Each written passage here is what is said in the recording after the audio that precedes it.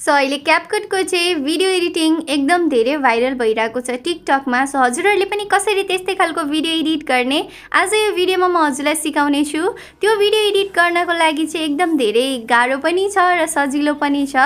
So हजुरहरूले चाहिँ यो भिडियो हेरिसकेपछि थाहा पाउनुहुन्छ कसरी गर्न सक्नुहुन्छ। हजुरलाई चाहिँ भिडियो कस्तो लाग्छ एक लाइक गरेर मेरो च्यानललाई सब्स्क्राइब गर्न नबिर्सिनु होला। र यो भिडियोमा चाहिँ म टप 3 ट्रेन्डिङ क्यापकट एडिटिङलाई चाहिँ देखाउँछु कसरी गर्ने भनेर। सो भिडियोलाई लास्टसम्म हेर्नु होला।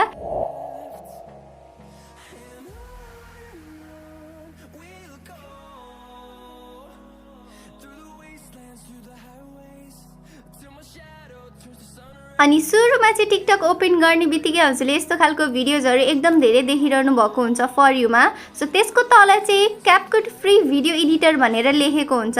सो हजुरले सुरुमा चाहिँ क्यापकट फ्री भिडियो एडिटरमा क्लिक गर्ने बित्तिकै त्यहाँ अर्को चाहिँ युज टेम्प्लेट इन क्यापकट आउँछ, बट त्यसको लगतै त्यहाँनिर ओपन क्यापकट भनेर आउँछ।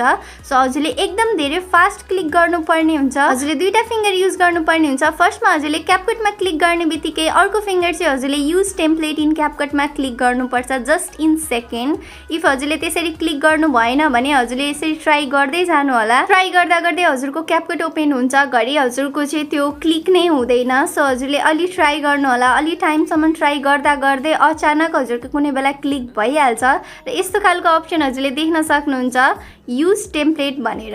अब डाइरेक्ट हजुरले युज टेम्प्लेटमा क्लिक गर्ने, एउटा कुनै भिडियो सिलेक्ट गर्ने। सो हजुरले केही गर्नु पर्दैन। भिडियो सिलेक्ट गर्ने बित्तिकै यसले चाहिँ आफै नै एडिट गरिदिन्छ यो टेम्प्लेटले। हजुरले जुनसुकै भिडियो सिलेक्ट गर्नु भयो भने पनि।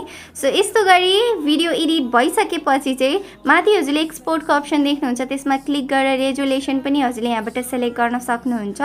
त्यसपछि हजुरले तलपट्टि एक्सपोर्ट विदाउट वाटरमार्कमा क्लिक गर्नु होला र यो भिडियो डाइरेक्ट एक्सपोर्ट हुन्छ टिकटकमा र हजुरको ग्यालेरीमा पनि सेभ भएको हुन्छ। र भिडियोमा चाहिँ साउन्ड युज गर्नको लागि रिकमेन्डेड अदरवाइज फेभरेटमा राखेको साउन्डहरू एड गर्न सक्नुहुन्छ र तलपट्टि हजुरले त्यहाँनिर भोल्युमहरू पनि एडजस्ट गर्न सक्नुहुन्छ। सो एउटा यहाँबाट मैले कुनै एउटा साउन्ड राखिरहेको छु अनि त्यसपछि त्यहाँनिर हजुरले तलपट्टि भोल्युमको अप्सनमा क्लिक गरेर ओरिजिनल साउन्डलाई चाहिँ अफ गरिदिनु होला र एडेड साउन्डलाई मात्र राखेर डनमा क्लिक गरेर टिकटकमा पोस्ट गर्न सक्नुहुन्छ। र यो ह्यासट्याग क्यापकट चाहिँ राख्न नबिर्सिनु होला। त्यसपछि म ब्याक आउँछु। अब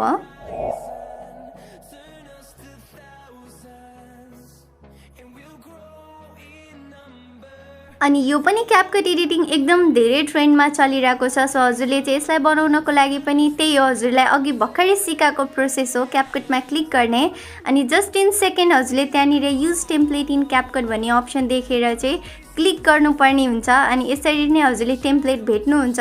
सो युज टेम्प्लेटमा क्लिक गर्ने, एउटा भिडियो सिलेक्ट गर्ने र हजुरको चाहिँ भिडियो रेडी हुन्छ जस्ट इन सेकेन्ड। हजुरले केही गर्नु पर्दैन। यसरी नै हजुरले अरू अरू इफेक्ट पनि युज गर्न सक्नुहुन्छ। अनि मैले चाहिँ यहाँनिर अब यसलाई पनि यसै गरी नै एडिट गरेर सेभ गरिदिएँ र टिकटकमा मैले यसरी नै सेयर पनि गरिदिन्छु। सो इजी छ, हजुरले यस्तै गरी यो पनि ट्राई गर्न सक्नुहुन्छ।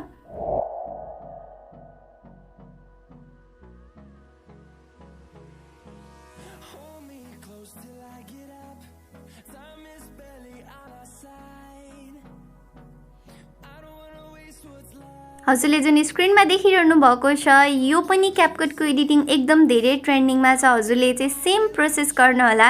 क्यापकट फ्री भिडियो एडिटरमा क्लिक गर्ने अनि युज टेम्प्लेट इन क्यापकटमा क्लिक गर्दै जाँदाखेरि हजुरले यसको पनि टेम्प्लेट देख्न सक्नुहुन्छ। सो टेम्प्लेट चाहिँ यस्तो खालको देखिन्छ। अब सुरुमा चाहिँ हजुरले युज टेम्प्लेटमा क्लिक गर्ने र हजुरले चाहिँ यहाँनिर 3 क्लिप्स देख्नुहुन्छ। सो 3 क्लिप्समा चाहिँ हजुरले फोटो भिडियो राख्न सक्नुहुन्छ। तीनटैमा भिडियो पनि राख्न सक्नुहुन्छ, फोटो पनि राख्न सक्नुहुन्छ। अदरवाइज फोटो भिडियो यस्तै गरी नै राखेर हजुरले चाहिँ यो भिडियोलाई चाहिँ डाइरेक्ट सेयर गर्न सक्नुहुन्छ टिकटकमा, या यो भिडियो चाहिँ हजुरको ग्यालेरीमा पनि सेभ भइसकेको हुन्छ। सो यस्तै गरी नै हजुरले एडिट गर्नु होला। मैले चाहिँ यसरी नै एडिट गरेँ हजुरहरूलाई देखाउनको लागि। मैले अझ राम्रोसँग एडिट गर्छु। सो यस्तै गरी मैले यसलाई ड्राफ्टमा राखिदिएँ अनि ब्याक आउँछु र हजुरले चाहिँ त्यहाँनिर टेम्प्लेटको सेक्सन देख्नुहुन्छ। त्यहाँनिर हजुरले जुन जुन टेम्प्लेटमा चाहिँ भिडियो बनाउनु भएको हुन्छ त्यो टेम्प्लेटलाई हजुरले फेरि रियुज गर्न सक्नुहुन्छ। क्लिक गर्ने त्यो टेम्प्लेटमा अनि त्यहाँनिर एडिटको अप्सन देख्नुहुन्छ, त्यसमा क्लिक गरेर रिप्लेसको अप्सनमा गएर हजुरले फोटो भिडियो रिप्लेस गर्न सक्नुहुन्छ। सो इजी छ। हजुरले यस्तै गरी अरू अरू टेम्प्लेटलाई पनि युज गरेर भिडियो बनाउन सक्नुहुन्छ। सो हजुरलाई भिडियो कस्तो लाग्यो एक लाइक गरेर मेरो च्यानल सब्स्क्राइब गर्न नबिर्सिनु होला। आउने दिनमा यस्तै खालको भिडियो भिडियो लिएर आउनेछु। तबसम्मको लागि bye, take care, love you all.